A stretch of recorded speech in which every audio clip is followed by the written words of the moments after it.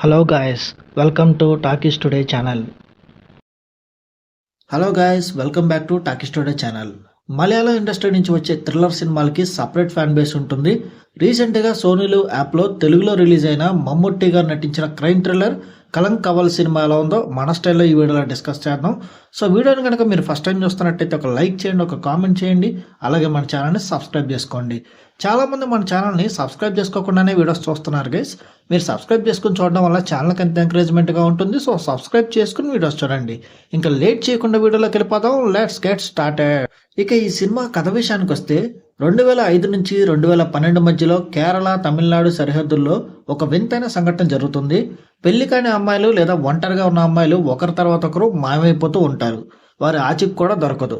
ఈ కేసును ఛేదించడానికి crime branch officer Jayakrishna enter అవుతాడు.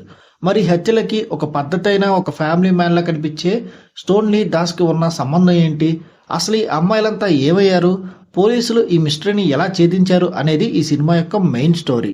ఈ సినిమా పాజిటివ్ పాయింట్స్ ఏంటో ఇప్పుడు చూద్దాం. ఈ సినిమాకి మెయిన్ పిల్లర్ మమ్ముట్టి గారి పర్ఫార్మెన్స్ అనే చెప్పాలి. ఒక డార్క్ నెగిటివ్ షేడ్లో ఉన్న రోల్లో ఆయన చాలా అద్భుతంగా నటించారు. చాలా సెటిల్డ్గా కనిపిస్తేనే చాలా సీన్స్లో భయపడతారు కూడా. ఇక ఇన్వెస్టిగేషన్ సాగే తీరు చాలా ఇంట్రెస్టింగ్గా నడుస్తుంది. ఎక్కడా కూడా బోర్ కొట్టకుండా ఆడియన్స్ని కథలో ఇన్వాల్వ్ అయ్యేలా చేస్తుంది. ఇక జైలర్లో మనం చూసిన వినాయకన్ ఈ సినిమాలో పోలీస్ ఆఫీసర్గా చాలా న్యాచురల్ పర్ఫార్మెన్స్ ఇచ్చారు. ఆయనకి మమ్ముట్టి గారికి మధ్య వచ్చిన సీన్స్ అయితే చాలా బాగుంటాయి. ఇక ఈ సినిమా నిజ జీవిత సంఘటనల ఆధారంగా తెరకెక్కించడం వల్ల స్టోరీలో చాలా డెప్త్ ఎక్కువగా ఉంటుంది. ఈ సినిమా మైనస్ పాయింట్స్ చూసుకున్నట్టయితే హిందీలో దాహద్ అనే ఒక వెబ్ సిరీస్ వచ్చింది. వారికి ఈ సినిమా చూసిన వాళ్ళకి ఈ కథ ముందే తెలిసిపోతుంది. అందువల్ల ఈ సిరీస్ చూసిన వాళ్ళకి ఈ సినిమా కొత్తగా అనిపించదు. ఇక కొన్ని చోట్ల ఇన్వెస్టిగేషన్ పార్ట్లో చిన్న చిన్న లాజిక్స్ మిస్ అయినట్టు తెలిసిపోతుంది. ముఖ్యంగా శవాలు దొరకకుండా అన్నేళ్ళు ఎలా మేనేజ్ చేశారు అనేది కొంచెం సిల్లీగా అనిపిస్తుంది. ఇక మధ్య మధ్యలో స్క్రీన్ ప్లే కూడా అక్కడక్కడ కొంచెం స్లోగా వెళ్తున్నట్టుగా అనిపిస్తుంది. ఈ సినిమా టెక్నికల్ డిపార్ట్మెంట్ చూసుకున్నట్టయితే ఈ సినిమాకి అందించిన సినిమాటోగ్రఫీ చాలా బాగుంది.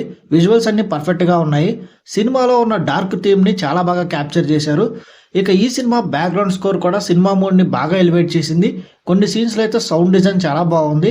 ఇక డైరెక్టర్ విషయానికి వస్తే ఆయన డైరెక్షన్ కూడా చాలా బాగుంది.